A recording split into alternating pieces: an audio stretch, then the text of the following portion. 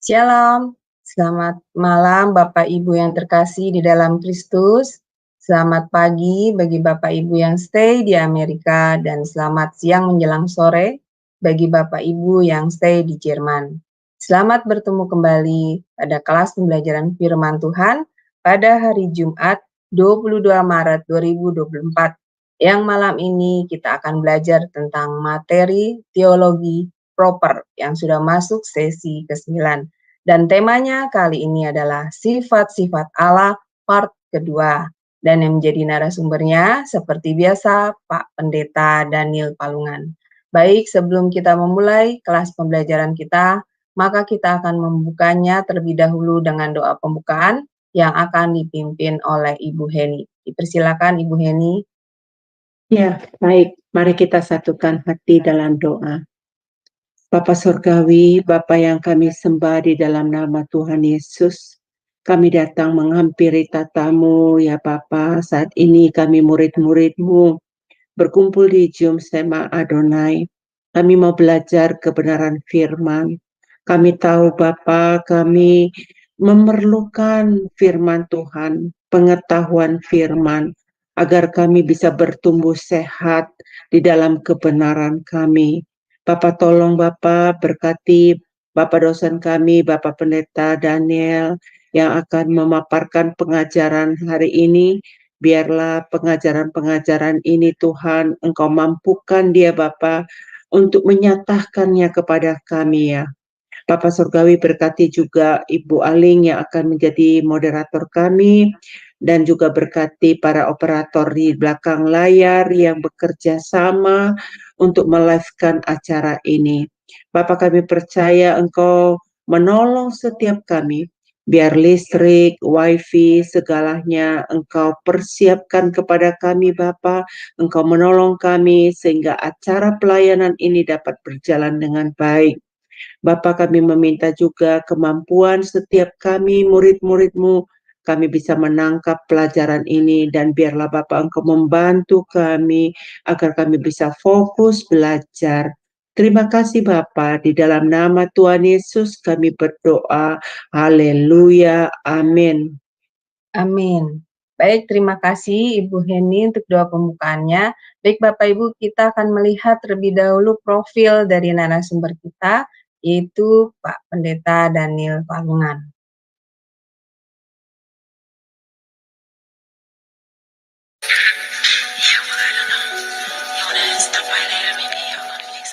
Salam semua, pada kesempatan yang berbahagia kali ini, Sema Adonai akan memperkenalkan pengajar kita, yakni Bapak Pendeta Daniel Palungan. Dan berikut adalah profil singkat dari beliau.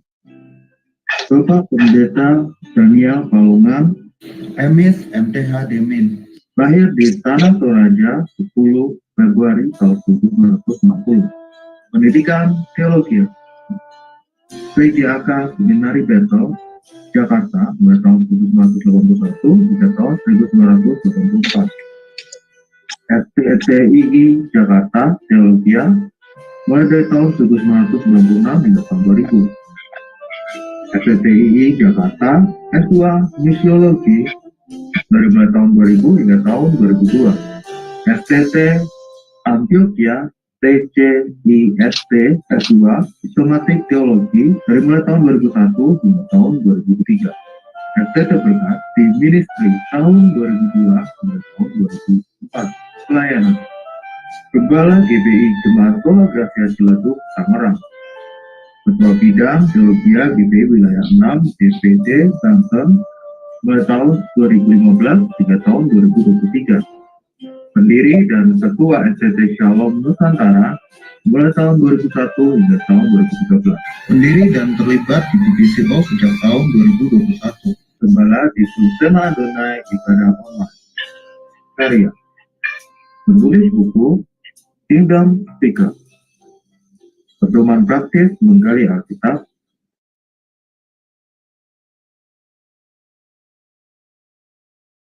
Ya, baik Bapak Ibu, tadi adalah sekilas profil dari narasumber kami, yaitu Pak Pendeta Daniel Palungan. Baik, kita akan masuk pada sesi pembelajaran. Sebelumnya saya akan menyapa terlebih dahulu narasumber kami. Shalom, selamat malam Pak Daniel. Shalom, selamat malam Bu Aling, selamat malam saudara-saudara sekalian. Semoga Bapak selalu sehat dan luar biasa ya kabarnya Pak. Amin. Sehat, amin. Ya, silakan Pak, saya persiapkan. Saya persilakan waktu dan tempat kepada Pak Daniel. Ya, dipersilakan Pak.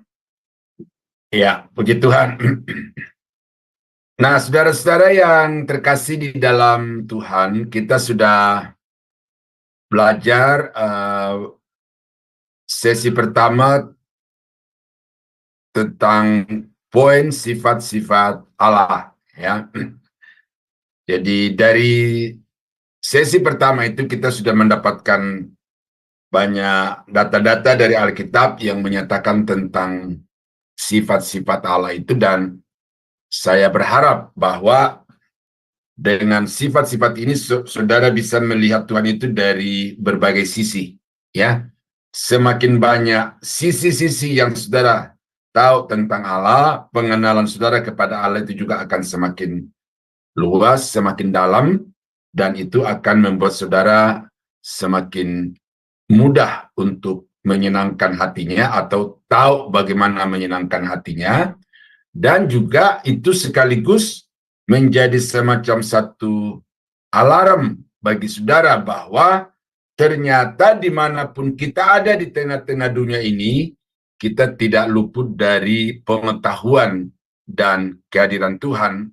Dan oleh karena itu, dimanapun kita berada, dalam situasi apapun kita hidup, kita harus senantiasa memiliki rasa takut kepada Tuhan, supaya kita tidak mendapatkan penghukuman, karena Dia adalah Allah yang Maha Kudus, ya, yang menuntut dari setiap kita kesempurnaan di dalam kekudusan, seperti Dia yang adalah kudus dan sempurna.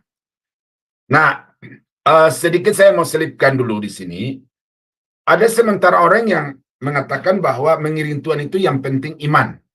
Ya, yang penting iman. Penting hati.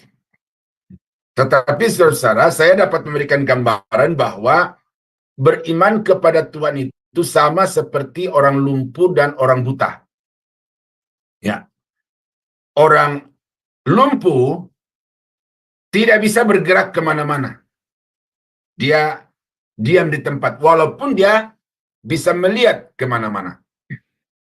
Orang buta bisa kemana-mana, tetapi dia tidak tahu arah, dia tidak tahu jalur perjalanan yang dia harus tempuh. Nah, kalau orang lumpuh dan orang buta ini berpisah, maka kedua-duanya tidak akan mencapai hasil yang maksimal di dalam apapun yang keduanya mau kerjakan. Tetapi kalau yang buta itu menggendong yang lumpuh, maka yang lumpuh ini bisa mengarahkan kemana si buta itu mengayunkan langkah untuk mencapai tujuan yang dicanangkan berdua. Nah, jadi ada ketergantungan antara si buta dan si lumpuh itu. Nah, di dalam kekristenan itu ada dua hal yang sangat penting yang mutlak saudara harus pahami, dan kedua-duanya harus saudara padukan menjadi satu kesatuan. Yang pertama itu adalah iman. Ya, iman. Iman inilah yang membuat saudara memiliki hidup yang dinamis, yang memiliki kuasa, yang memiliki kekuatan surgawi. Ya, iman. Tetapi iman itu seperti orang buta. Dia bisa bergerak, tetapi tidak tahu kemana dan jalur apa yang dia harus tempuh. Jadi iman itu bisa bergerak, bisa dinamis, tetapi tidak bisa bergerak. Ya, tidak bisa tahu arah kemana maksudnya. Nah, oleh karena itu maka si buta perlu si lumpuh. Nah, jadi pengetahuan itu adalah seumpama orang buta. Ya, jadi iman tanpa pengetahuan itu buta ya. Pengetahuan tanpa iman itu lumpuh, maksudnya gitu. Jadi si pengetahuan ini seumpama seorang yang lumpuh, yang tahu kemana pergi, tetapi tidak punya daya di dalam pengetahuan itu sendiri. Nah, oleh karena itu maka kita melihat dua kelompok gereja, ya, satu sisi kepada iman, mujizat, tetapi mereka tidak bisa mengontrol apakah ada di jalur yang benar atau tidak.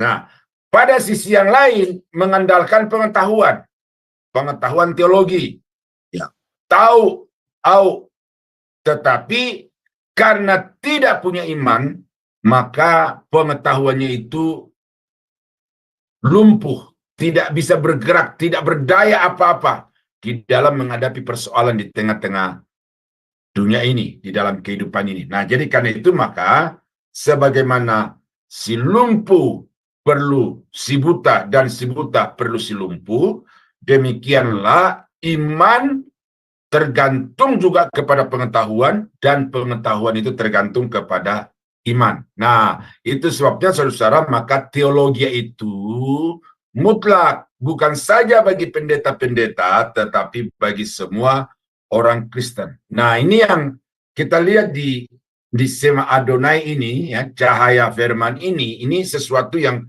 luar biasa oleh karena memadukan keduanya. Ya, satu sisi itu pentingnya iman, ada renungan-renungan yang membangkitkan iman, tetapi kemudian ada pengajaran-pengajaran yang mengarahkan iman itu. Nah, oleh karena itu maka Sema Adonai ini adalah satu channel yang bagi saya akan menjadi alat yang dahsyat di dalam tangan Tuhan karena tidak menekankan satu sisi saja, tetapi keduanya ditekankan dan dipadukan menjadi satu kesatuan sehingga akan mencapai hasil yang luar biasa di dalam hidup ini. Nah, jadi itu sekedar saya sampaikan untuk memotivasi saudara lagi bahwa ternyata pengetahuan tentang Tuhan itu sama pentingnya dengan iman kepada Tuhan. Nah, jadi kalau kita baca bahwa orang diselamatkan karena iman, ya, Yohanes 3:16, Efesus 2:8-9 dan banyak ayat lagi. Tetapi kita melihat di dalam Hosea pasal 4 ayat 6, di dalam Yohanes pasal 17 ayat yang ketiga, ternyata pengetahuan juga itu sangat penting karena itu menentukan keselamatan, ya. Kemudian 1 Timotius 4 ayat yang ke-16. Nah, jadi jangan saudara jenuh dengan pemaparan sifat-sifat Allah ini, karena ini memberikan kepada saudara wawasan yang lebih luas dan juga memberikan kepada saudara landasan-landasan Alkitab, sehingga saudara itu betul-betul memiliki satu pemahaman yang mendasar, pemahaman yang hakiki, oleh karena pemahaman saudara itu dibangun di atas dasar Alkitab. Ya. Nah, pada malam ini kita akan membahas selanjutnya sifat-sifat Allah itu, bahwa Dia adalah Allah yang Maha Kuasa. Ya. Tadi saya sudah sebutkan bahwa saudara dalam mempelajari sifat-sifat Allah ini itu sedang memperlihatkan kepada saudara sisi-sisi, ya, dari mana saudara melihat Tuhan itu. Ya. Dan saudara harus ingat bahwa tidak ada sifat-sifat Allah itu yang bisa lepas dari yang lainnya. Tetap merupakan satu kesatuan dan tidak ada satu sifat yang bisa mendominasi sifat-sifat yang lain. Semuanya bekerja bersama-sama, cuma di dalam kasus-kasus masing-masing itu ada yang lebih dikedepankan dan ada yang bersifat suportif. Nah, ya, seperti kalau di dalam keselamatan orang-orang berdosa itu, maka yang dikedepankan adalah kasihnya. Ya, nah, dalam kaitannya dengan pertolongan, ya, pertolongan untuk memberikan kemenangan kepada umat Tuhan yang mengalami masalah persoalan, maka yang dikedepankan itu adalah kuasanya. Nah, jadi kita sampai pada sifat Allah yang maha kuasa, ya, omnipotence. Ia menyatakan diri kepada Abraham sebagai yang maha kuasa. Ya. Jadi kepada Abraham Allah menyatakan diri sebagai yang maha kuasa. Kita akan lihat beberapa ayat ini. Di dalam Kejadian pasal 17 ayat yang pertama. Ya. Ketika Abram berumur 99 tahun, maka Tuhan menampakkan diri kepada Abram dan berfirman kepadanya, "Akulah Allah yang maha kuasa. Hiduplah di hadapanku dengan tidak bercelah." Nah, ketika Tuhan menyatakan diri kepada Abram sebagai yang maha kuasa, ini di dalam konteks kehidupan Abram yang memang pada waktu itu masih terus bergumul. Karena sampai pada usia yang ke-99 tahun, itu belum ada tanda-tanda bahwa dia akan mendapat keturunan. Padahal di usia yang ke-75 tahun, dia mendapatkan janji bahwa engkau akan memiliki anak, akan memiliki keturunan, sehingga sebagaimana banyaknya pasir di tepi laut, banyaknya bintang di langit, demikianlah banyaknya keturunanmu. Tetapi sampai di usia yang ke-99 tahun, Abram belum ada tanda-tanda untuk itu, kecuali anak dari Hagar yang sebenarnya tidak pernah diizinkan oleh Tuhan untuk lahirnya anak itu. Ya, itu adalah hasil kesepakatan antara Abraham dengan Sarah. Itu adalah sesuatu tindakan yang dibenarkan secara kultur, budaya Timur Tengah pada waktu itu, yang membolehkan lebih dari satu seorang istri, yang membolehkan mengambil budaknya untuk menjadi selirnya dan lain sebagainya. Nah, jadi pada waktu itu Abraham sedang dalam keadaan yang tanda petik galau, ya. Apa betul Tuhan ini mau memberikan saya anak yang akan menjadi ahli waris, atau hanya janji-janji yang menyenangkan hati? Nah, tetapi di sini Tuhan mau membuktikan kepada Abraham bahwa dia itu adalah Allah yang maha kuasa. Ya, secara alami, ya, Sarah yang sudah usur itu, Abram yang sudah tua renta itu sudah tidak punya kemungkinan untuk bisa melahirkan seorang anak atau untuk mendapatkan seorang anak. Tapi justru di dalam ketidakmungkinan secara manusia, di dalam ketidakmungkinan secara ilmu pengetahuan itulah Tuhan membuktikan bahwa sungguh dia Allah yang maha kuasa, karena dia mampu bertindak melampaui akal kepandaian manusia, dan dia mampu untuk menciptakan tidak ada menjadi ada. Nah, jadi itu sedikit uraian secara konteks dan juga situasi batin yang sedang dialami oleh Abraham pada waktu itu. Dan Tuhan datang kepadanya, "Akulah Allah yang maha kuasa." Nah, sehingga ini kalau kita relevansikan dengan kehidupan kita sehari-hari, Bapak Ibu, ini juga harus menjadi satu keyakinan, menjadi pegangan bagi Bapak Ibu, bahwa apa masalah, apa persoalan, tidak usah cemas, tidak usah terlalu khawatir, tidak usah terlalu takut. Oleh karena Allah yang kepadanya kita beribadah, Allah yang kepadanya kita membaktikan diri, adalah Allah yang maha kuasa, yang sanggup untuk melepaskan kita dari semua pergumulan yang kita alami di dalam hidup ini. Segala aspek pergumulan di dalam kehidupan kita. Nah, di dalam Keluaran pasal 6 ayat yang ketiga.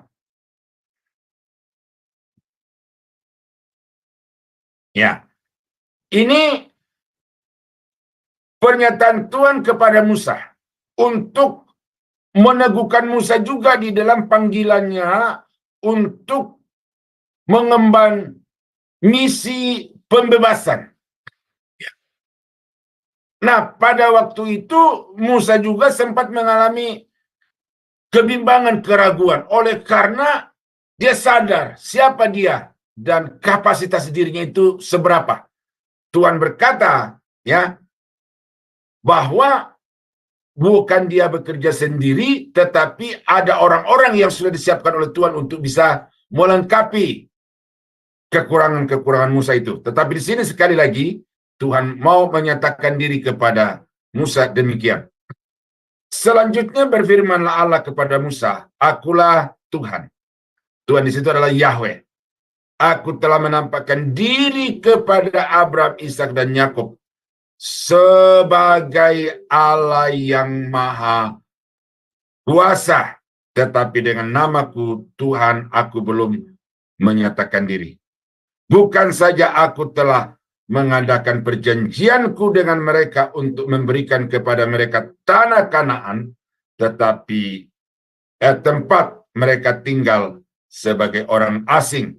Tetapi aku sudah mendengar juga erang orang Israel yang telah diperbudak oleh orang Mesir, dan aku ingat kepada perjanjianku. Ya, aku ingat kepada perjanjianku. Nah, jadi di sini kita melihat apa yang Tuhan nyatakan kepada Musa, dia Allah yang maha kuasa, artinya bahwa apa yang dulu dia janjikan kepada Abraham, Ishak, dan Yakub itu, sekalipun sepertinya tidak ada tanda-tanda menuju kepada penggenapan janji itu, justru sebaliknya, keturunan Abraham itu sedang diperbudak di tanah Mesir dan mereka tidak punya daya apa-apa untuk bisa lepas dari situ, kemudian pergi menduduki tanah yang telah dijanjikan. Tetapi pada situasi seperti itulah Tuhan datang kepada Musa dan berkata, aku adalah Allah yang maha kuasa. Ya, jadi sebagaimana kepada Abram, Tuhan menyatakan dia sanggup mengadakan yang tidak ada menjadi ada. Dia sanggup untuk membuka rahim seorang wanita yang sudah dinyatakan oleh ilmu pengetahuan sudah tertutup, tidak ada kemungkinan untuk beranak lagi. Demikian juga sekarang kepada Musa dia berkata, aku Allah yang maha kuasa. Walaupun umatku sekarang sedang diperbudak dan mereka tidak punya kekuatan apa-apa untuk bisa memerdekakan diri, tetapi janjiku kepada Abraham, Ishak, dan Yakub itu tidak akan pernah teringkari. Itu pasti akan terwujud oleh karena aku sendiri yang akan membebaskan bangsa itu dari perbudakan di Mesir. Nah, Wahyu pasal 1 ayat yang ke-8, di sini kita melihat, aku adalah Alfa dan Omega, firman Tuhan Allah yang ada dan yang sudah ada dan yang akan datang, yang maha kuasa. Nah, siapa ini? Yesus. Ya, Yesus. Akulah Allah, akulah adalah Alfa dan Omega. Jadi yang awal dan yang akhir. Berarti dia memiliki sifat kekekalan. Sama seperti Bapa kekal, maka Yesus itu juga adalah kekal. Kemudian firman Tuhan Allah. Aku adalah firman Tuhan Allah yang ada, yang sudah ada, dan yang akan datang. Yang terus-menerus ada. Tidak pernah ada satu detik waktu atau sekejap waktu di mana firman itu tidak ada. Tetapi dia yang sedang ada, sudah ada, dan yang akan ada. Lalu, aku adalah yang Maha Kuasa. Nah, jadi ini menjurus secara khusus kepada Yesus yang adalah Tuhan yang kita sembah, ya. Ini memberikan kepada saudara penegasan bahwa saudara tidak salah mempercayakan diri kepada Yesus, karena Yesus itu adalah Allah yang Maha Kuasa, Allah yang tidak pernah tidak ada. Dia adalah yang awal dan yang akhir. Dialah yang menyebabkan segala sesuatu yang ada di dalam dunia ini menjadi ada dan bisa bertahan sampai sekarang ini. Nah, jadi itu bagian-bagian Alkitab yang sangat-sangat kuat menyatakan bahwa Bapa dan Yesus itu adalah Allah yang Maha Kuasa. Dan karena itu kalau ada masalah, ada persoalan yang terjadi di dalam hidup saudara, tidak perlu takut, tidak perlu gentar, hadapi dengan keyakinan bahwa Tuhan yang saudara sembah itu adalah Tuhan yang Maha Kuasa. Nah, kalau kita baca di dalam Wahyu pasal 19 ayat yang ke-6, kita melihat di situ bahwa malaikat-malaikat itu menaikkan puji-pujian. Nah, apa dasar mereka menaikkan puji-pujian itu? Dikatakan haleluya. Haleluya. Karena Tuhan Allah kita yang Maha Kuasa telah menjadi Raja. Siapa di sini? Sekali lagi ini merujuk kepada Yesus. Bahwa Yesus itu sudah menjadi Raja dan Dia adalah Tuhan Allah yang Maha Kuasa. Nah, itu jadi malaikat tidak ragu untuk menaikkan pujian dan menunjukkan pujian mereka itu kepada pribadi kedua dari Tritunggal, oleh karena pribadi kedua dari Tritunggal itu adalah juga Allah yang Maha Kuasa. Karena Dia Maha Kuasa, maka tidak akan pernah ada rancangannya yang gagal. Ya, tidak ada rancangannya yang gagal. Ayub pasal 42 ayat yang kedua. Aku tahu bahwa engkau sanggup melakukan segala sesuatu dan tidak ada rancanganmu yang gagal. Ini penting Bapak Ibu.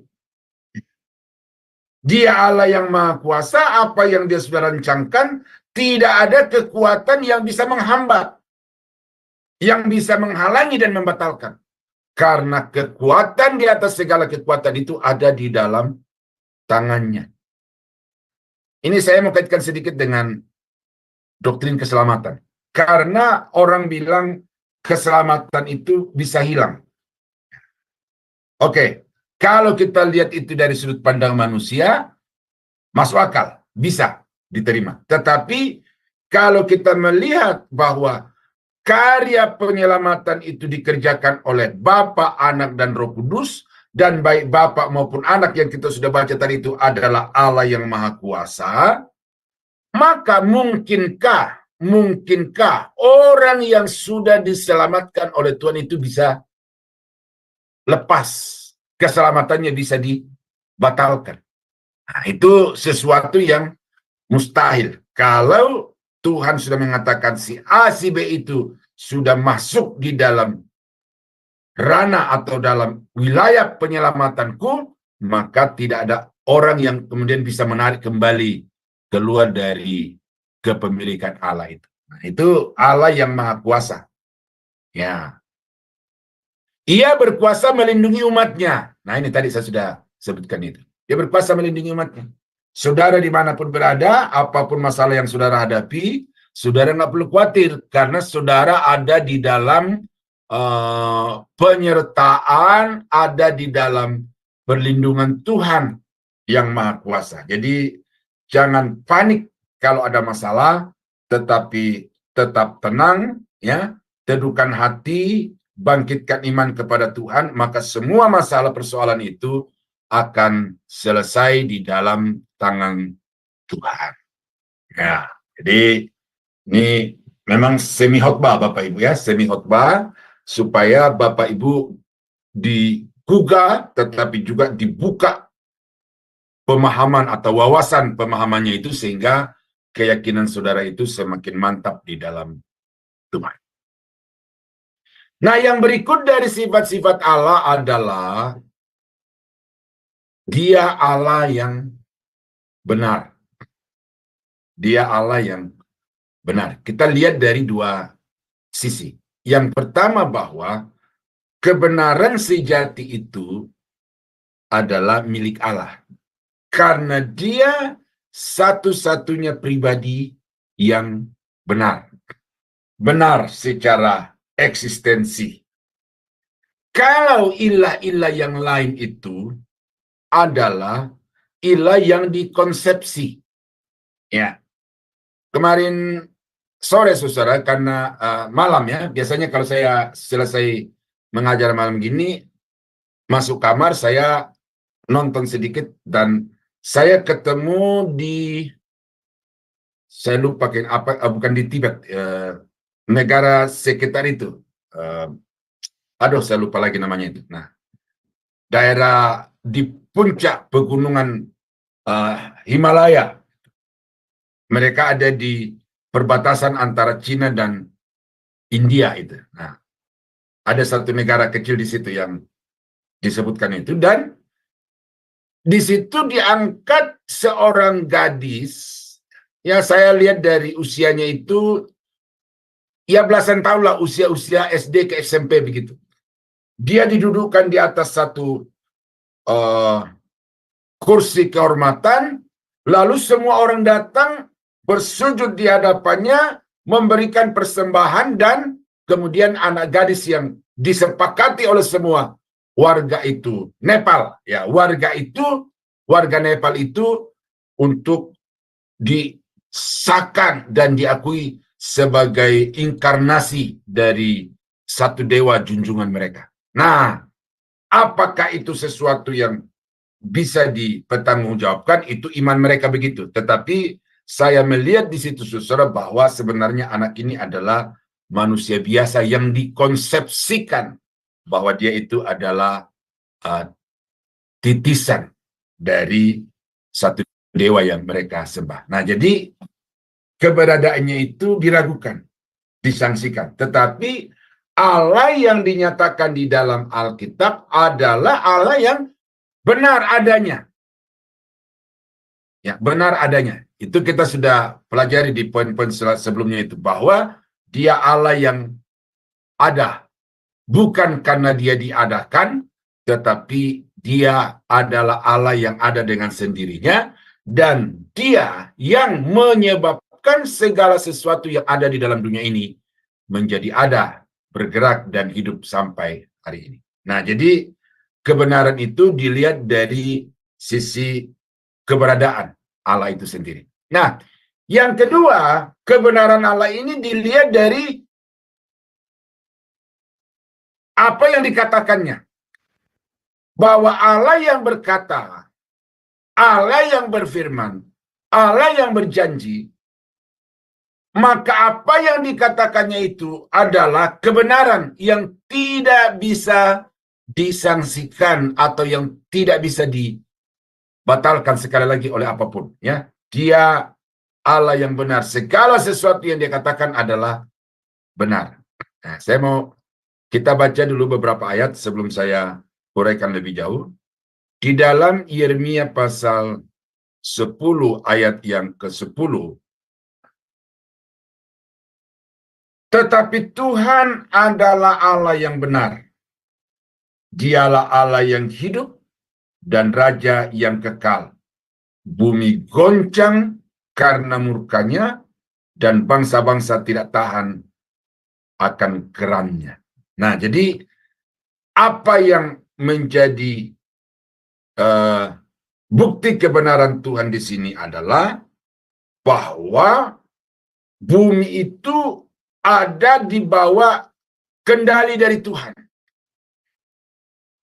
Bahwa bumi ini pada satu ketika akan dimusnahkan oleh Tuhan karena murkanya atas dosa, dan kemudian digantikan dengan bumi dan langit yang baru. Jadi benar bahwa apa yang dia katakan itu pasti akan terwujud. Ya, dan semua bangsa-bangsa itu ada di bawah kendali, juga ada di bawah pengawasan daripada Tuhan. Nah, kalau kita baca tentang penyataan umum, ya, sudah baca penyataan umum itu, bahwa bangsa-bangsa di atas muka bumi ini itu bisa lahir karena kuasa Tuhan, tetapi karena kuasa Tuhan juga, maka bangsa-bangsa itu menjadi hilang dari peredaran bangsa-bangsa. Satu contoh bangsa Israel. Dari tahun 70 Masehi sampai tahun 1948. Ya, itu begitu panjang, begitu lama bangsa itu tidak dikenal keberadaannya. Tidak ada bukti keberadaan entitasnya sebagai bangsa. Tetapi kemudian atas kuasa dan kedaulatan Tuhan, maka bangkit menjadi sebuah bangsa yang kecil, tetapi kemudian bertambah besar, dan pengaruhnya sekarang ini begitu besar di seluruh dunia, ya, pengaruhnya. Termasuk kalau kita bisa mengadakan kuliah seperti ini, atau pembelajaran atau ibadah seperti ini juga adalah buah karya dari kebesaran bangsa Israel itu. Nah, jadi itu satu bukti bahwa Tuhan itu benar di dalam apa yang dikatakan, sehingga apa yang dia katakan itu pasti akan terjadi. Nah, di dalam Titus pasal 1 ayat 2, atau saya bacakan mulai dari ayat yang pertama. Dari Paulus, hamba Allah dan Rasul Yesus Kristus, untuk memelihara iman orang-orang pilihan Allah dan pengetahuan akan kebenaran seperti yang nampak dalam ibadah kita, dan berdasarkan pengharapan akan hidup yang kekal yang sebelum permulaan zaman sudah dijanjikan oleh Allah yang tidak berdusta. Ya, Allah yang tidak berdusta. Jadi artinya apa? Apa yang dia katakan itu benar adanya. Benar adanya. Jadi kalau saudara baca Alkitab dan saudara yakin bahwa Alkitab itu adalah firman Allah, ya jangan ragu. Mengapa saya sangat antusias dan sangat bertanggung jawab untuk mengajarkan bibliologi itu? Karena saya mau tekankan kepada murid-murid saya dan juga kepada jemaat termasuk saudara pada malam ini adalah Alkitab itu adalah kebenaran.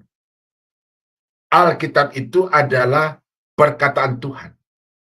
Jangan sampai saudara termakan dengan pernyataan yang mengatakan bahwa di dalam Alkitab terdapat firman Allah. Hati-hati.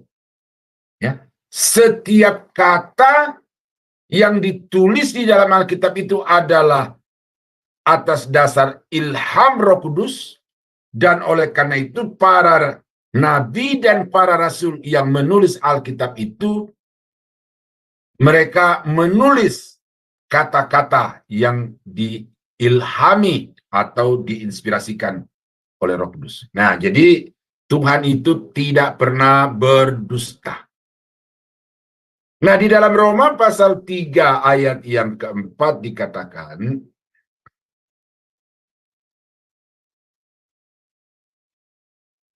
saya baca dari ayat 3 supaya jelas ya. Jadi bagaimana? Jika di antara mereka ada yang tidak setia, dapatkah ketidaksetiaan itu membatalkan kesetiaan Allah? Oh. Ya, dapatkah ketidaksetiaan manusia itu membatalkan kesetiaan Allah? Dikatakan di dalam 2 Timotius 2. Kalau kita menyangkal dia, dia pun akan menyangkal kita di hadapan Tuhan. Kalau kita tidak setia, dia tetap setia karena tidak mungkin dia menyangkal dirinya. Nah, jadi Paulus di sini memberikan satu pertanyaan retorik, tetapi kemudian dijawab di dalam ayat yang keempat. Sekali-kali tidak. Sebaliknya, Allah adalah benar dan semua manusia pembohong. Seperti ada tertulis, supaya engkau ternyata benar di dalam segala firman-Mu, dan memang jika engkau dihakimi. Jadi, Tuhan itu benar, dan perkataannya itu adalah kebenaran. Firman Allah itu adalah firman. Nah, Alkitab itu adalah firman Allah, dan karena itu Alkitab itu adalah kebenaran. Nah, Ibrani 6 ayat yang ke-18 berkata, saya baca mulai dari ayat yang ke-17 juga ya. Karena itu, untuk lebih meyakinkan mereka yang berhak menerima janji itu akan kepastian putusannya, Allah telah mengikat dirinya dengan sumpah. Lihat, Allah telah mengikat dirinya dengan sumpah. Ini pernyataan ini bagus sekali, saudara. Karena kalau kita baca di dalam sejarah umat manusia, hubungan antar manusia, kalau seseorang itu berjanji, maka paling tidak keduanya harus setara. Setara untuk bisa mengikat janji secara bilateral. Atau mereka berjanji atas nama pribadi yang lebih tinggi dari keduanya. Tidak pernah ada pribadi yang lebih tinggi itu mengadakan perjanjian bilateral dengan pribadi yang lebih rendah. Nah, Allah, saudara, itu adalah pribadi yang maha tinggi, maha mulia, dan karena itu dia tidak bisa berjanji secara dua pihak atau secara bilateral dengan manusia. Karena manusia itu bukan level untuk membuat perjanjian bilateral itu. Nah, karena itu maka di sini dikatakan Allah mengikat dirinya dengan sumpah, mengadakan perjanjian unilateral, tetapi perjanjiannya itu bukan perjanjian yang suka-suka, bukan perjanjian yang subjektif, tetapi itu adalah perjanjian yang pasti akan digenapi oleh karena perjanjian itu terikat kepada diri Allah sendiri. Artinya begini, saudara, bahwa Allah tidak mungkin menggagalkan apa yang dia janjikan itu karena dia Allah yang tadi saya sudah katakan, satu, setia. Yang kedua, dia Allah yang maha suci. Kalau dia membatalkan janji yang dia sudah ikrarkan kepada manusia, maka itu berarti dia melanggar kesuciannya. Kesetiaannya dipertanyakan. Nah, jadi firman ini saya tekankan ya, supaya saudara bisa semakin dikuatkan bahwa perjanjian Allah itu teguh, ya, dikatakan kokoh bagai batu karang, ya, karena terikat atau berdasar kepada karakter Allah itu sendiri. Nah, ayat 18, supaya oleh dua kenyataan yang tidak berubah-ubah tentang mana Allah tidak mungkin berdusta, ya, tentang mana Allah tidak mungkin berdusta, kita yang mencari perlindungan beroleh dorongan yang kuat untuk menjangkau pengharapan yang terletak di depan kita. Nah, jadi surat Ibrani ini, saudara, ya, saya singgung sedikit-sedikit, ya, bahwa ini adalah surat yang ditulis khusus untuk orang-orang Ibrani. Nah, orang-orang Ibrani ini senantiasa mendapat godaan. Ya, karena itu kalau kita baca di dalam kitab Ibrani ada beberapa macam godaan yang datang kepada generasi itu supaya mereka kembali kepada adat istiadat. Ya, keyakinan Yudaisme. Oleh karena itu, maka penulis kitab Ibrani ini menekankan kepada mereka bahwa barang siapa yang sudah tahu kebenaran tetapi kemudian berpaling secara sadar dari kebenaran itu, maka tidak ada lagi korban yang dapat menghapus dosa itu kecuali penghukuman yang kekal. Nah, jadi dalam bacaan kita tadi ini, Paulus berkata kepada jemaat generasi yang percaya kepada Yesus itu bahwa Allah yang kita sembah itu adalah Allah yang tidak mungkin berdusta. Janjinya itu ya dan amin. Dan karena itu terus berpegang kepada janji itu. Harapkan janji itu. Dan sekarang janji itu sudah ada di depan mata. Saudara-saudara sekalian, jangan mau bergeser lagi dari keyakinan itu. Nah, itu penekanannya di konteks ini. Tetapi yang berkaitan dengan kita pelajaran pada malam ini adalah bahwa Allah yang saudara sembah adalah Allah yang tidak mungkin berdusta. Ya, bukan saja tidak bisa berdusta, tetapi tidak mungkin berdusta. Nah, itulah sifat Allah yang berikut, bahwa dia itu Allah yang benar. Keberadaannya itu benar, dan semua perkataan-perkataannya itu adalah benar yang dapat kita andalkan untuk menghadapi hidup ini, menjalani kehidupan di tengah-tengah dunia ini. Nah, Allah kekal. Ini kekekalan Allah ini saudara mesti pegang juga sebagai satu harapan bahwa dia bukan hanya Allah yang dulu berkuasa, lalu sekarang tidak berkuasa lagi, tetapi dia Allah yang kekal, karena itu dulu dia berkuasa, sekarang dia tetap berkuasa. Nah, mengapa saya katakan ini, saudara? Karena berkaitan dengan mujizat, ya, kesembuhan ilahi dan lain sebagainya itu, banyak pendeta-pendeta yang mengatakan itu sekarang sudah tidak ada. Itu ada hanya pada zaman rasul-rasul. Begitu rasul-rasul tidak ada, maka mujizat-mujizat itu berhenti.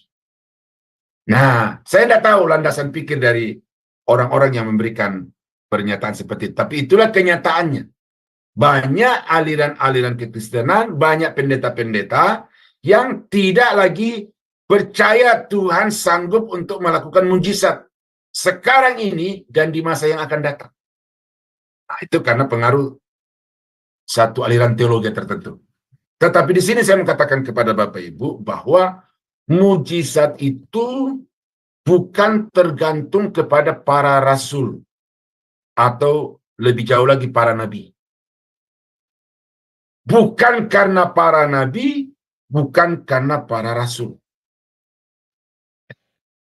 Saya lupa tadi pagi apa tadi malam itu. Saya baca satu ayat, karena saya perlu ayat itu, yang berkata bukan oleh kuat dan gagah, tetapi oleh rohku, kata Tuhan. Siapakah gunung-gunung di hadapan Zerubabel itu? Makanya ada lagu, gunung ini diratakan, gunung itu diratakan. Ya.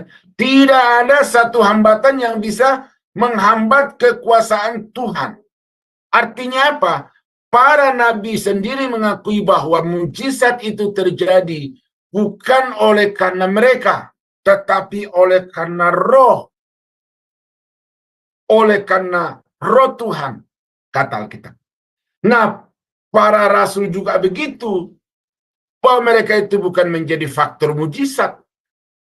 Bukan sumber mujizat. Bukan pemilik mujizat. Tetapi para rasul itu bisa mengadakan mujizat oleh karena mereka dipakai oleh Tuhan. Oleh karena mereka beriman kepada nama Yesus. Karena itu Yesus berkata, barang siapa yang percaya kepadaku, tumpang tangan atas orang sakit akan sembuh dan mereka akan mengusir setan sehingga setan itu akan lari tunggang langgang. Jadi bukan karena otoritas para rasul, bukan karena milik para rasul, kehendak para rasul, begitu saya. Tetapi semua mujizat terjadi tergantung sepenuhnya kepada Allah yang Maha Kuasa, dan berkaitan dengan poin ini, kepada Allah yang Maha Kekal. Nah, ini artinya apa? Kalau zaman perjanjian lama Tuhan itu bermanifestasi dengan berbagai-bagai mujizat, pada perjanjian baru, ya katakanlah pada zaman Rasul itu Tuhan berkarya dengan berbagai macam mujizat-mujizat yang sangat luar biasa. Allah yang sama, nah ini Allah yang sama, tetap bekerja di dalam gerejanya sekarang ini dengan mujizat-mujizat, dan di waktu yang akan datang mujizatnya akan lebih diintensifkan lagi. Nah, ini saya dahului dengan itu Bapak Ibu supaya saudara membuang dari pikiran ajaran-ajaran yang membatasi kuasa Allah itu. Ya, seperti mujizat itu bisa dikendalikan hanya oleh para rasul-rasul. Padahal kita baca di dalam Alkitab bahwa para rasul itu justru mereka memanifestasikan mujizat-mujizat itu oleh karena Tuhan berdaulat atas kehidupan mereka. Ya, jadi itu implementasi yang saya dahulukan. Nah, sekarang saya tinggal baca beberapa ayat dari Alkitab yang menjadi dasar tentang sifat ini. Kejadian pasal 21 ayat yang ke-33. Lalu Abraham menanam sebatang pohon tamariskah di Berseba dan memanggil di sana nama Tuhan Allah yang kekal. Allah yang kekal. 1 Yohanes 5 ayat yang ke-20. Iya. Akan tetapi kita tahu bahwa Anak Allah telah datang dan telah mengaruniakan pengertian kepada kita, supaya kita mengenal Allah yang benar. Ini tadi poin yang di atas. Dan kita ada di dalam yang benar, di dalam anaknya Yesus Kristus. Dia adalah Allah yang benar dan hidup yang kekal. Tuh. Dia Allah yang benar dan dia Allah yang hidup kekal selama-lamanya. Jadi saudara-saudara ya, Alkitab ini memberikan kepada kita lengkap. Jadi jangan ragu. Saya bacakan selanjutnya. Keluaran pasal 15 ayat yang ke-18 berkata, Tuhan memerintah kekal selama-lamanya. Kedaulatan Tuhan itu tidak dalam satu masa tertentu saja, tetapi kedaulatan Tuhan atas segala makhluk, baik di bumi, di bawah bumi, di dalam laut, dan di atas, di langit, itu dia berdaulat penuh. Karena kekuasaannya itu berlangsung dari selama-lamanya sampai selama-lamanya. Daniel pasal 4 ayat yang kedua. Nah, nih. Aku berkenan memaklumkan tanda-tanda dan mujizat-mujizat yang telah dilakukan Allah yang Maha Tinggi kepadaku. Ini Allah yang Maha Kuasa. Ini harus dipindahkan ini alamat ini ya. Oh, ayat yang ketiga. Betapa besar tanda-tandanya dan betapa hebat mujizat-mujizatnya.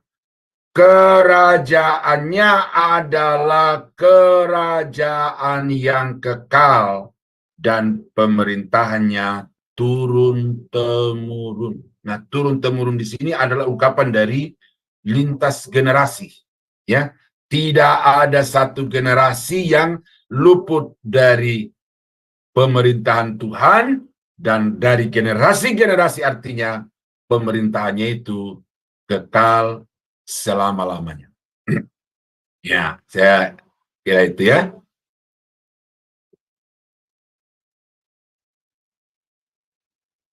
Tuhan gunung batu. Ya. Daniel 4 ayat yang ke-34. Ya, ini apa ini? Ya.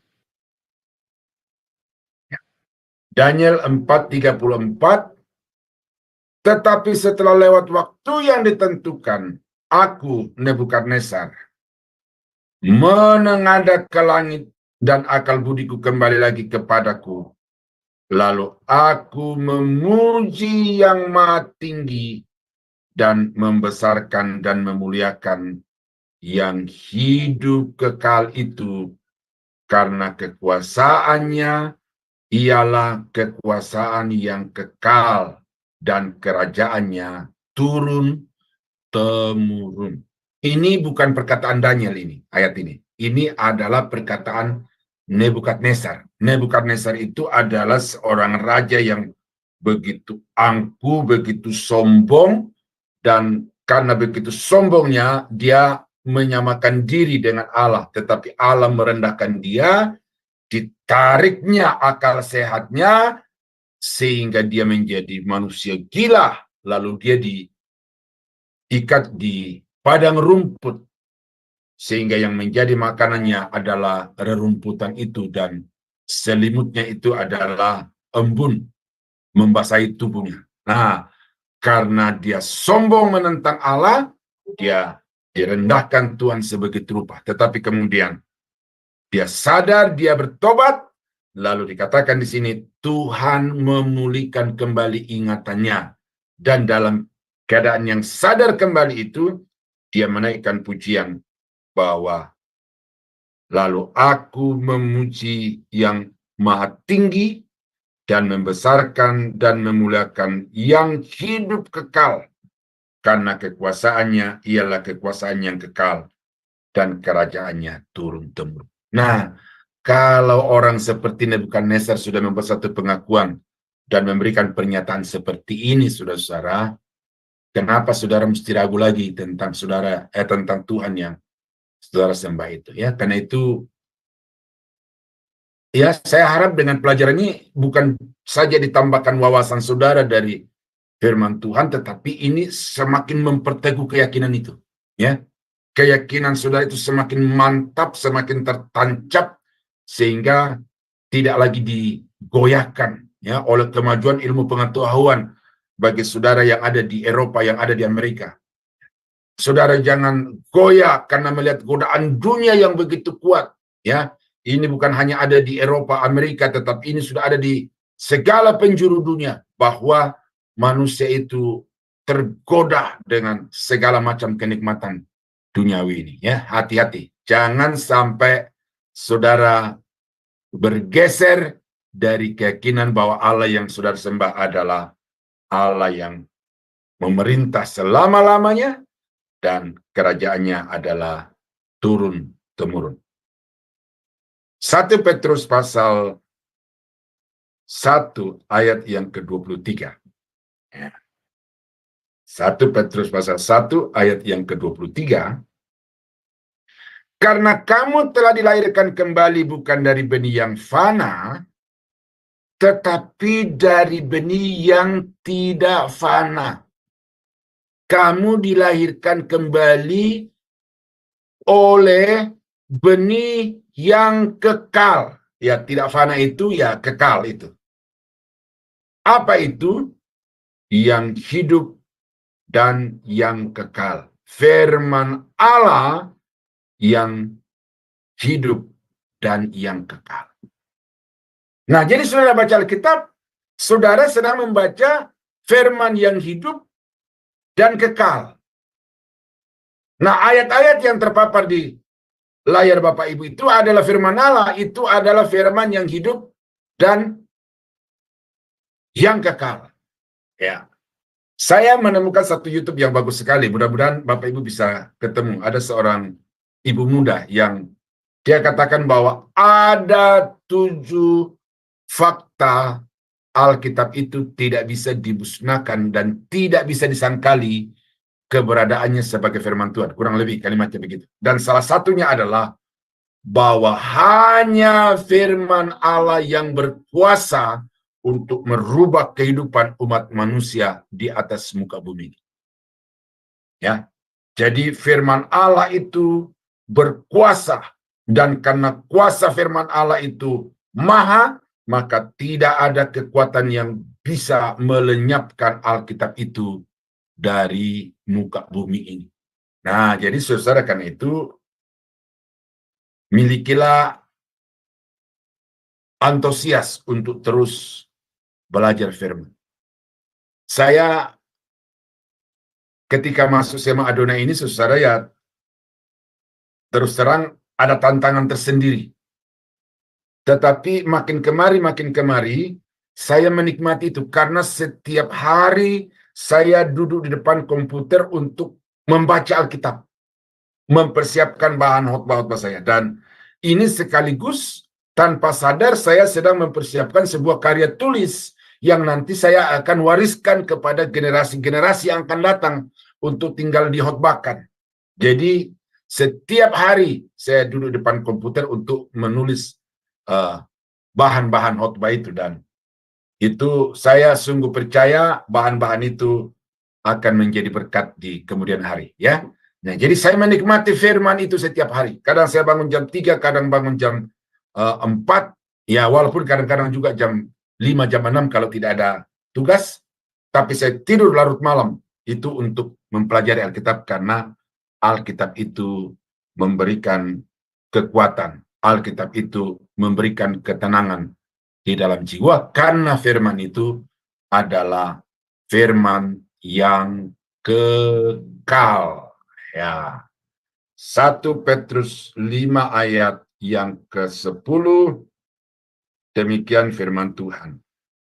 Dan Allah sumber segala kasih karunia yang telah memanggil kamu dalam Kristus kepada kemuliaannya yang kekal, ya, kepada kemuliaannya yang kekal, akan melengkapi, meneguhkan, menguatkan, dan mengokohkan kamu sesudah kamu menderita seketika lamanya. Ya, penguatan Paulus kepada penatua-penatua yang terlibat di dalam pelayanan itu, ya.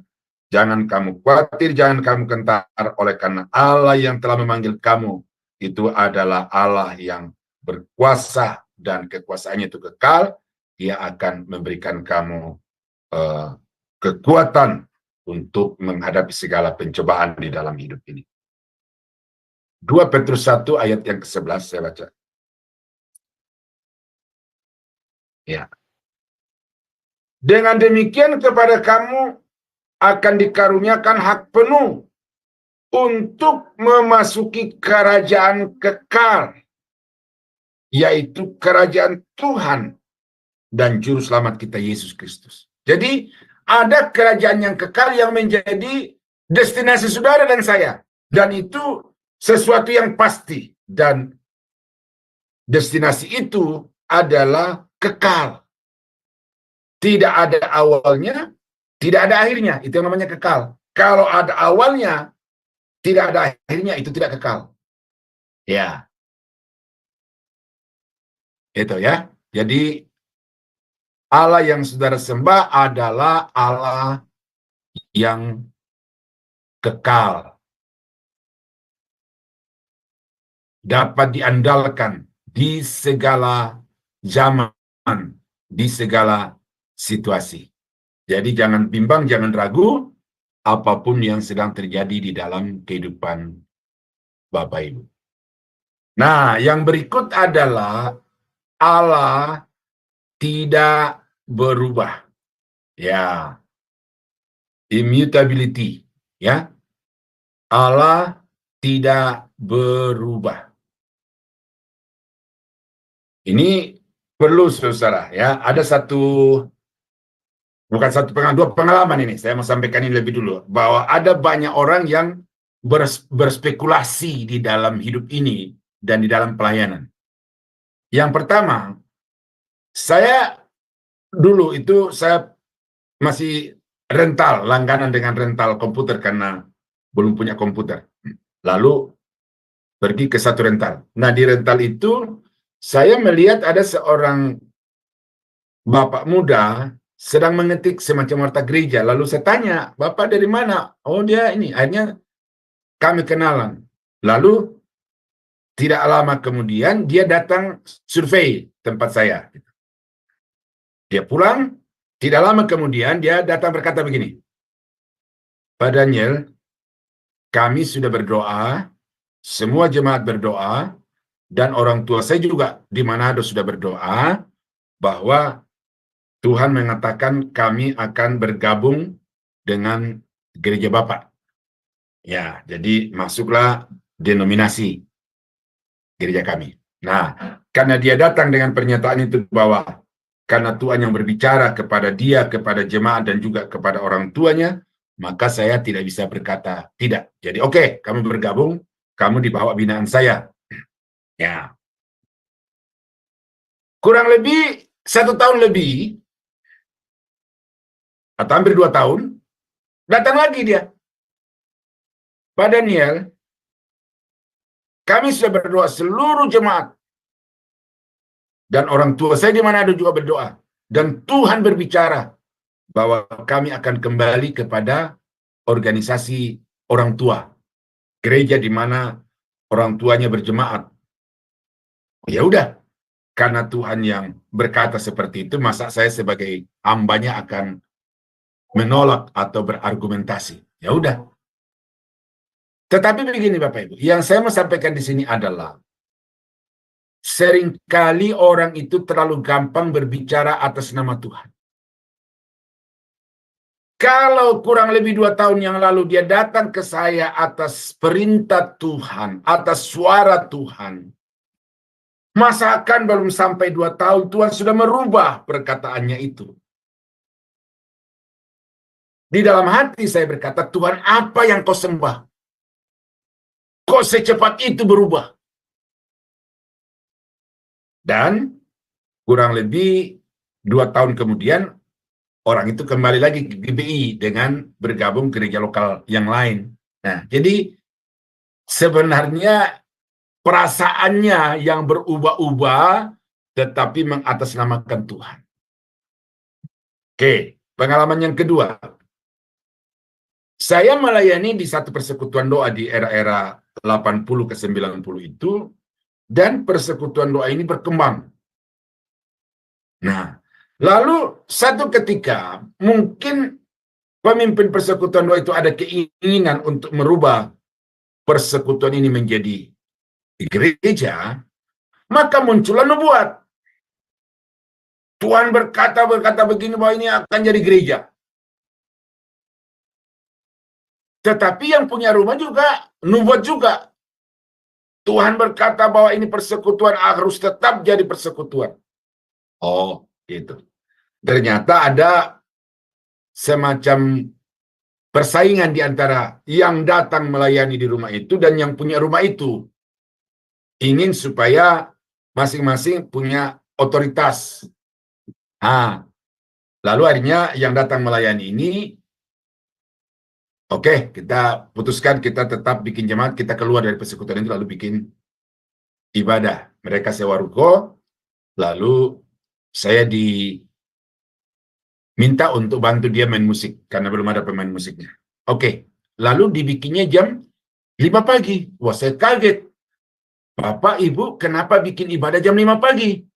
Lalu dia berkata, kami sudah berdoa dan Tuhan berbicara bikin ibadah jam 5 pagi. Oh ya udah. Jadi saya setiap kali mau melayani itu paling lat bangun hari Minggu ya. Paling lat bangun jam 3:30 karena jam 4 saya sudah harus jalan setengah jam sampai setengah jam persiapan. Oke. Jemaat berjalan mungkin kurang lebih 2-3 tahun. Jemaatnya makin merosot. Akhirnya tinggallah satu keluarga itu dan ada beberapa majelis lah, katakan gitu tanda petik. Nah, muncul lagi nubuat-nubuat bahwa Tuhan berbicara, kita rubah ibadah ini dari jam 5 pagi menjadi jam 8 pagi. Wah, saya kaget luar biasa. Dulunya dibikin jam 5 atas perintah Tuhan, atas suara Tuhan, kok 2-3 tahun Tuhan berubah dari jam 5 ke jam 8 pagi. Nah, lalu bertepatan itu alasan yang kuat bahwa karena jam 8 tidak mungkin saya datang karena di tempat saya ibadah jam 9 pagi. Jadi saya minta maaf, saya harus berhenti melayani di tempat ini. Nah, jadi Bapak Ibu, dua pengalaman itu ya, kelihatannya rohani, kelihatannya manifestasi dari Roh Kudus, tetapi manifestasi dari Roh Tak Kudus. Bukan Roh Kudus, tapi Roh Tak Kudus. Semuanya berdasarkan emosi, berdasarkan perasaan. Yang benar adalah Allah tidak pernah berubah. Ya, Allah tidak pernah berubah. Nah, jadi saya sudah sampaikan pengalaman empiris, ya, fakta empirisnya. Sekarang saya mau sampaikan kepada Bapak Ibu fakta Alkitab bahwa Tuhan yang kita sembah itu adalah Tuhan yang tidak berubah. Yakobus 1 ayat yang ke-17. Setiap pemberian yang baik dan setiap anugerah yang sempurna datangnya dari atas, diturunkan dari Bapa segala terang. Padanya tidak ada perubahan atau bayangan karena pertukaran. Tuh, tidak ada bayangan karena perubahan atau pertukaran. Ya. Sesuatu yang disebut kekal itu adalah sesuatu yang tidak pernah bertambah baik atau bertambah buruk. Saudara pegang benda apa saja, ada yang semakin hari semakin bertambah buruk. Karena dia benda yang tidak kekal. Nah, kenapa Allah itu disebut kekal? Karena memang dia tidak pernah berubah menjadi lebih sempurna atau berubah menjadi kurang sempurna. Dari sejak dia ada, sampai selama-lamanya dia tetap sama. Nah, itu yang disebut sebagai kekal. Nah, karena itu maka Yakobus menekankan bahwa padanya tidak ada bayangan karena perubahan atau karena pertukaran. Ya, tetap sama sampai selama-lamanya. Nih, Mazmur pasal 102 ayat yang ke-27 sampai 28. Tetapi engkau tetap sama, tahun-tahunmu tidak berkesudahan. Anak hamba-hambamu akan diam dengan tentram, dan anak cucu mereka akan tetap ada di hadapanmu. Ibrani 1 ayat yang ke-12.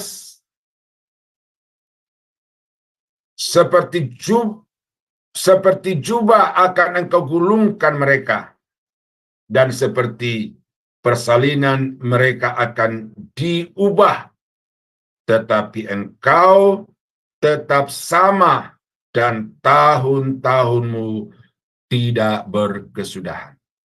Kekal dan tidak berubah. Itu satu hakikat, tapi dua ungkapan. Ya. Nah, itu dari segi keberadaan, ya, eksistensinya Allah. Nah, sekarang bagaimana dengan perkataan-perkataannya? Ini. Maliaki 3 ayat yang ke-6. Bahwasanya aku Tuhan.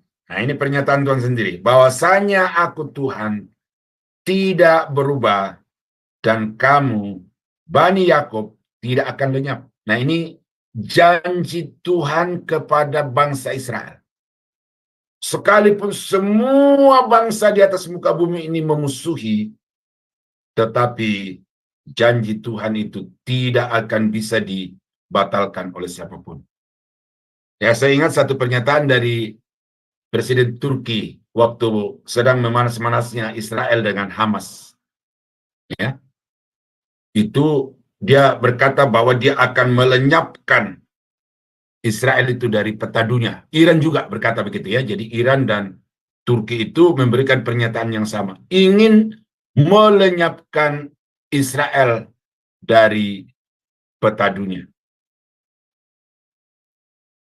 Nah, ya itu terserah mereka ya. Nah, di dalam Roma pasal 4, ayat yang ke-20 sampai 21,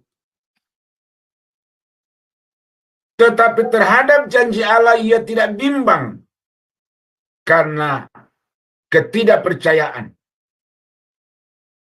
Malah ia diperkuat dalam imannya dan ia memuliakan Allah dengan penuh keyakinan bahwa Allah berkuasa untuk melaksanakan apa yang telah ia janjikan.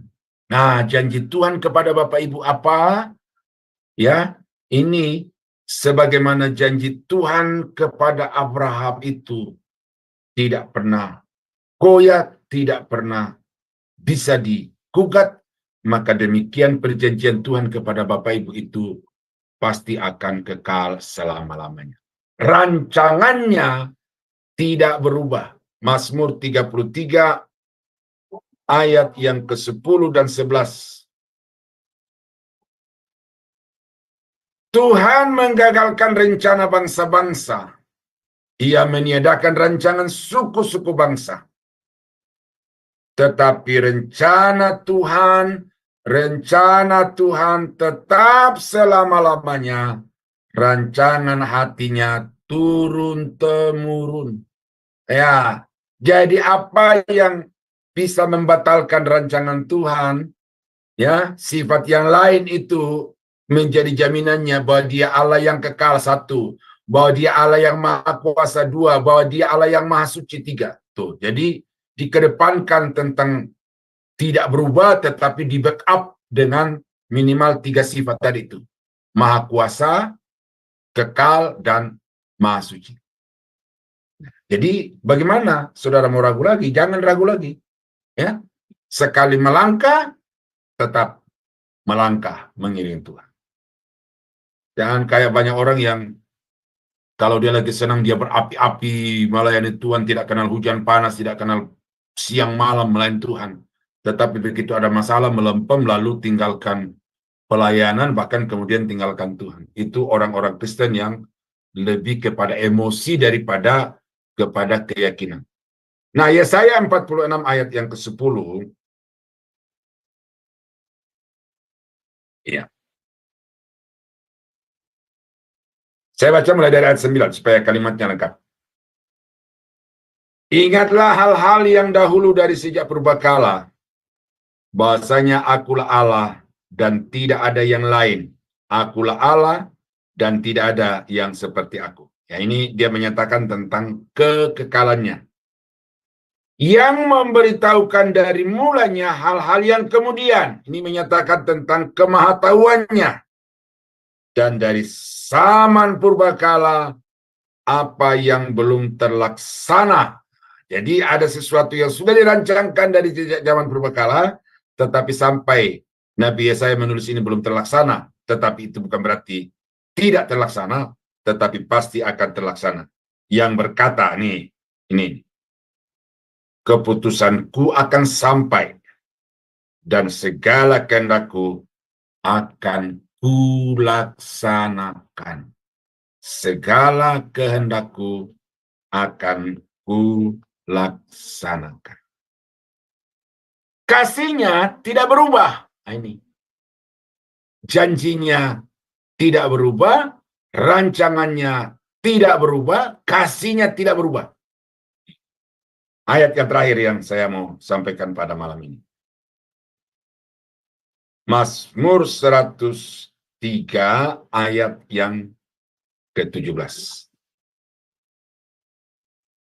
Tetapi kasih setia Tuhan dari selama-lamanya sampai selama-lamanya atas orang-orang yang takut akan Dia dan keadilannya bagi anak cucu, bagi orang-orang yang berpegang pada perjanjiannya dan yang ingat untuk melakukan titahnya.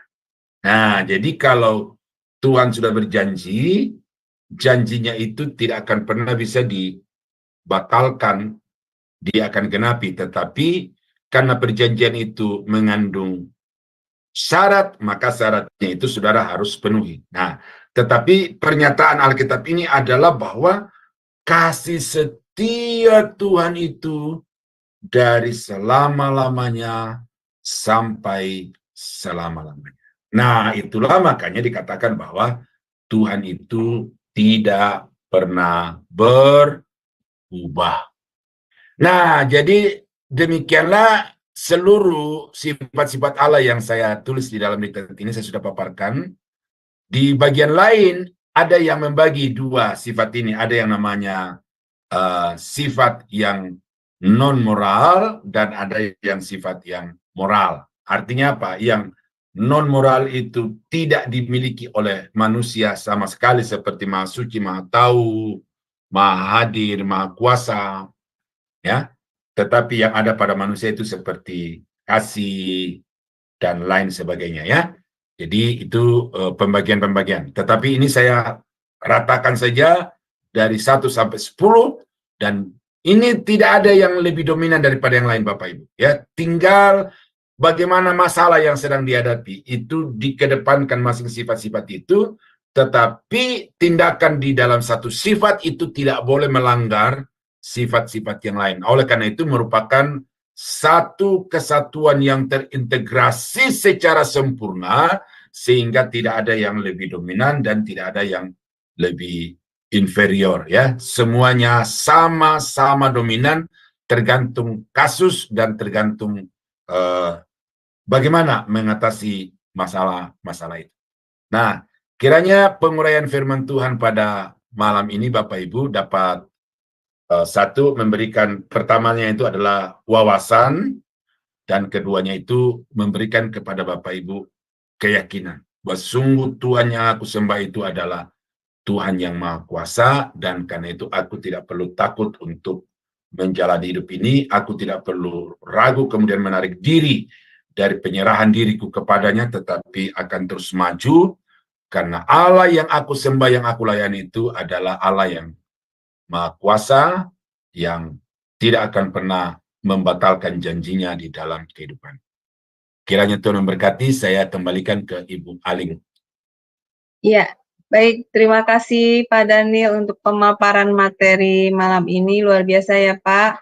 Baik, sebelumnya kita masuk pada sesi selanjutnya, saya akan membacakan acara Sema Adonai ke depannya ya Bapak Ibu sekalian. Bentar.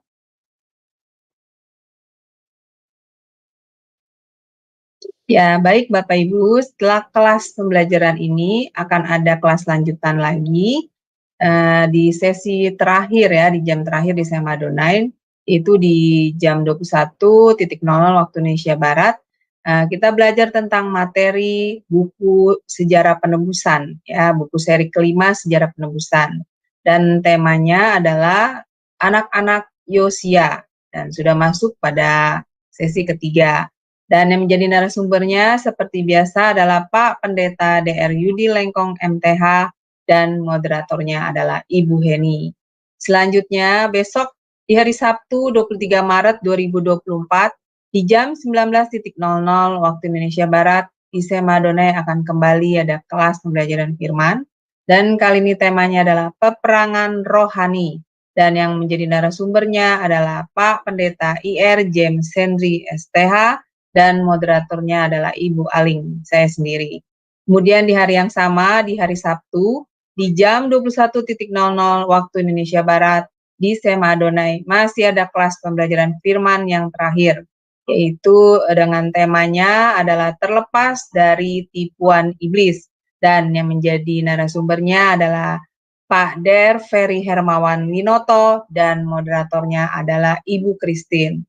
Selanjutnya ini adalah renungan pagi Sema Adonai ya Bapak Ibu. Ini diadakan setiap hari dari hari Senin sampai dengan Sabtu, dimulai dari jam 5.30 pagi dan dilayani oleh hamba-hamba Tuhan yang sangat memberkati. Jadi Bapak Ibu sekalian, bagi Bapak Ibu yang belum mensubscribe channel kami, Cahaya Firman, Bapak Ibu tidak dapat mengikuti renungan pagi Sema Adonai, kemudian renungan pagi dari Bapak Gembala kami, yang diadakan 1 kali dalam seminggu setiap hari Jumat, dan juga ibadah online Sema Adonai, karena semua itu hanya diadakan di dalam channel Cahaya Firman. Jadi oleh karena itu Bapak Ibu, bagi yang belum subscribe channel baru kami Cahaya Firman, tolong subscribe channel YouTube baru kami, sehingga Bapak Ibu bisa mengikuti keseluruhan acara-acara Sema Adonai yang hanya diadakan di channel Cahaya Firman saja.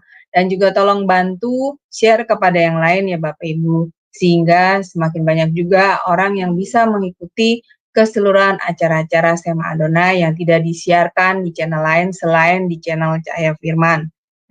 Dan juga membantu channel kami untuk menjadi lebih berkembang dan menjadi berkat lagi bagi banyak orang.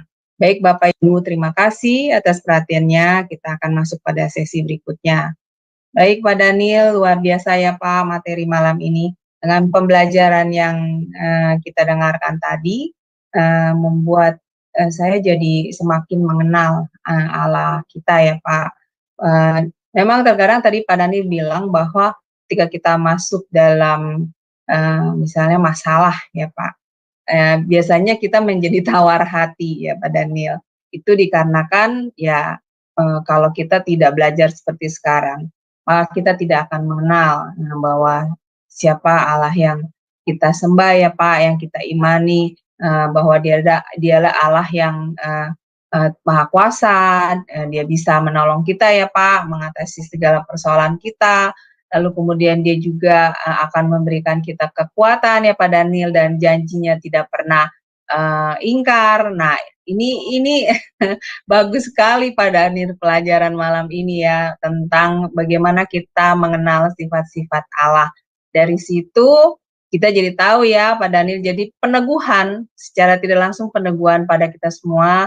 Jadi ketika kita menghadapi persoalan, terutama persoalan masalah yang berat ya Pak, jadi jangan tawar hati, tapi tetap percaya dengan iman, tetap yakin ya Pak Daniel, tetap semangat, menyertai Tuhan Yesus Allah kita sampai akhir. Puji Tuhan, luar biasa.